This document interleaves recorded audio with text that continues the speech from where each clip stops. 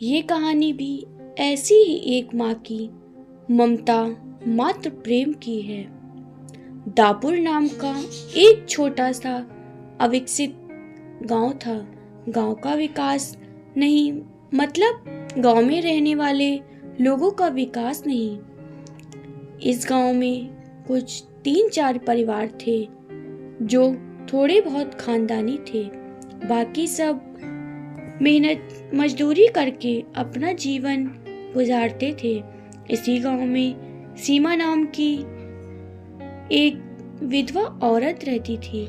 रहने के लिए छोटा सा घर था। 2 बच्चे थे, शायद एक 5 साल का और दूसरा 3 साल का होगा। सीमा का पति बहुत मेहनती था। वो सीमा को किसी चीज़ की कमी महसूस नहीं होने देता था या कैसी भी हालातों में साथ नहीं छोड़ता था। कैसी भी परिस्थिति हो, दोनों साथ मिलकर सामना करते थे।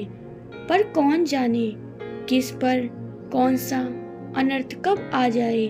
सीमा के जीवन में ऐसी घटना घटी कि उसी घटना ने सीमा के पति को सीमा से छीन लिया। सीमा के पति के गुजरने के बाद ऐसा लगने लगा कि मैं जिंदा तो हूँ, पर मुझ में जान नहीं है। परिवार चलाने के लिए अब दूसरा कोई सहारा नहीं था सिवाय सीमा के। इसलिए कैसी भी करके सीमा ने अपने बच्चों के खातिर खुद को उस दुख से अलग किया। कुछ दिन बाद घर में जो था वो समाप्त हो गया। अब खुद क्या खाए और अपने बच्चे को क्या खिलाए, ये समस्या उसके सामने खड़ी हो गई। बच्चों के लिए सीमा को अभी कुछ काम करना ही था। इसलिए सीमा अपने दोनों बच्चों को साथ में लेकर जहाँ काम मिलता वहीं जाया करती थी और दिन भर मेहनत करके जो भी मजदूरी मिलती उससे अपना और अपने बच्चों के पेट भरती थी। ऐसा ही समय बीतता गया और चलता रहा। लेकिन एक दिन सीमा को शरीर में थोड़ी कमजोरी महसूस होने लगी। फिर भी वह काम पर गई। ऐसे ही 2-3 दिन सीमा काम पर जाती रही, लेकिन उसकी शरीर की कमजोरी कुछ ठीक नहीं हो रही थी, बल्कि और बढ़ती जा रही थी। ऐसे में काम पर जाना सीमा के लिए कठिन हो गया। सीमा बहुत चिंतित रहने लगी। अगर काम पर नहीं गई तो मेरे बच्चे भूखे मर जाएंगे। उसी चिंता ने सीमा को और कमजोर कर दिया। इतनी कमजोरी कि उठने बैठने के लिए लकड़ी का सहारा लेना पड़ता था। इस कारण उसके बच्चे भूखे मर रहे थे। खाने को कुछ न मिलने के कारण और अपने बच्चों को भूखा मरते देखकर वह लकड़ी की सहायता से आज यहाँ से कुछ मांगा तो अगले दिन दूसरी ओर से कुछ मांग के अपने बच्चों को खिलाती, पर खुद भूखी सो जाती थी। ऐसे ही एक दिन वह खुद जा न सकती थी, इसलिए अपने बच्चों को समाज के खाने के लिए कुछ मांगने के लिए गांव में भेज देती है।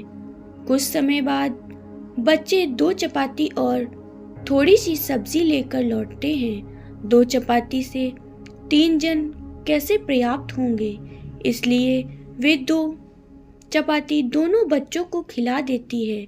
वह बरसात का समय था। बिजली न होने के कारण घर में अंधेरा छाया हुआ था। अंधेरे में ही वह अपने बच्चों को एक कमरे में सुला देती है और वह दूसरे कमरे में जाकर सो जाती है।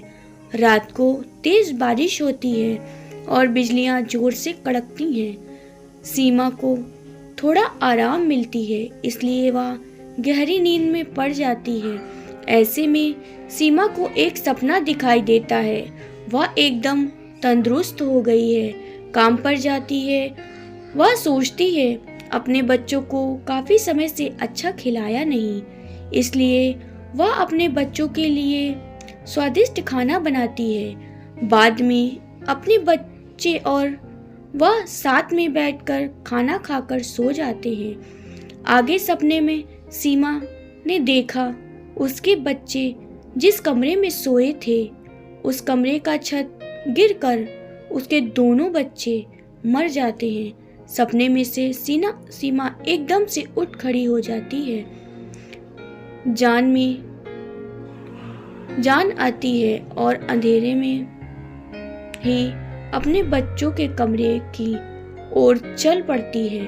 कमरे में जाकर अपने बच्चों को देखकर सीमा चैन की सांस लेती है। उसी समय सीमा को शरीर में ज्यादा कमजोरी महसूस होती है, जिससे वह नीचे गिर जाती है और फिर वहां से उठ ही नहीं पाती।